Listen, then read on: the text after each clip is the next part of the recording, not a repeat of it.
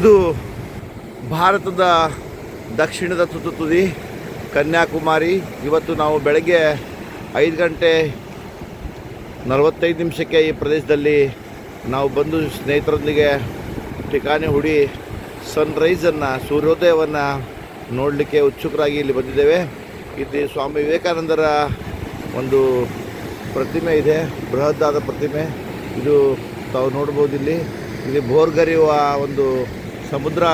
ನಾಳೆ ಅಮಾವಾಸ್ಯೆ ಇರೋ ನಿಮಿತ್ತ ಸ್ವಲ್ಪ ಜೋರಾಗಿರ್ಬೋದು ಅಂಥ ಒಂದು ಕನ್ಯಾಕುಮಾರಿಯಲ್ಲಿ ನಾವು ಇವತ್ತಿದ್ದೇವೆ. ಈ ಸ್ಥಳದ ಒಂದು ವಿಶೇಷತೆ ಏನಪ್ಪ ಅಂದ್ರೆ, ಇದು ಭಾರತದ ತುದಿ. ಭಾರತದಲ್ಲಿ ಮೊದಲು ಸೂರ್ಯೋದಯ ಆಗೋದೇ ಈ ಸ್ಥಳದಲ್ಲಿ ಅಂತ ಹೇಳ್ತಾರೆ. ಈ ಸ್ಥಳದ ಇನ್ನೊಂದು ವಿಶೇಷತೆ ಏನಪ್ಪ ಅಂತಂದ್ರೆ, ಇದು ಅರಬ್ಬಿ ಸಮುದ್ರ ಮತ್ತು ಹಿಂದೂ ಮಹಾಸಾಗರವನ್ನು ಇದೇ ಸ್ಥಳದಲ್ಲಿ ಎರಡು ಅರಬ್ಬಿ ಸಮುದ್ರ ಮತ್ತು ಹಿಂದೂ ಮಹಾಸಾಗರ ಕೂಡ್ತಾವು.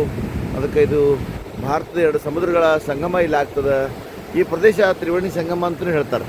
ಅದಕ್ಕೆ ಈ ಒಂದು ಪ್ರದೇಶದಲ್ಲಿ ಇನ್ನೊಂದು ವಿಶೇಷ ಏನಪ್ಪ ಅಂದ್ರೆ, ಈ ಸನ್ಸೆಟ್ಟನ್ನು ಈ ಪ್ರದೇಶದಿಂದ ನೋಡ್ಬೋದು, ಈ ಸನ್ರೈಸನ್ನು ಈ ಪ್ರದೇಶದಿಂದ ನೋಡ್ಬೋದು. ಈ ಭಾರತದಲ್ಲಿ ಈ ಥರ ಸನ್ಸೆಟ್ಟು ಮತ್ತು ಸನ್ರೈಸನ್ನು ಒಂದೇ ಸ್ಥಳದಲ್ಲಿ ನೋಡ್ತಕ್ಕಂಥ ಏಕೈಕ ಸ್ಥಳ ಏನಪ್ಪ ಅಂದರೆ ಇದು ಕನ್ಯಾಕುಮಾರಿ ಆಗಿದೆ. ತಾವು ದಯಮಾಡಿ ಇಲ್ಲಿ ಬಂದಾಗ ಈ ಒಂದು ಸುಂದರ ಸನ್ನಿವೇಶವನ್ನು, ದೃಶ್ಯವನ್ನು ಕಣ್ತುಂಬಿಸಿಕೊಳ್ಬೇಕು. ಇದೊಂದು ವಿಶಿಷ್ಟವಾದ ಪ್ರದೇಶವಾಗಿದೆ. ಇಲ್ಲಿ ನೂರಾರು ಪ್ರವಾಸಿಗರು ಈ ಒಂದು ಸ್ಥಳವನ್ನು ಬೆಳಗ್ಗೆ ನೋಡಲಿಕ್ಕೆ ಇಲ್ಲಿ ಆಗಮಿಸಿದ್ದಾರೆ. ಇದು ದೊಡ್ಡದಾದ ಒಂದು ತಡೆಗೋಡೆಯನ್ನು ನಿರ್ಮಾಣ ಮಾಡಿದ್ದಾರೆ.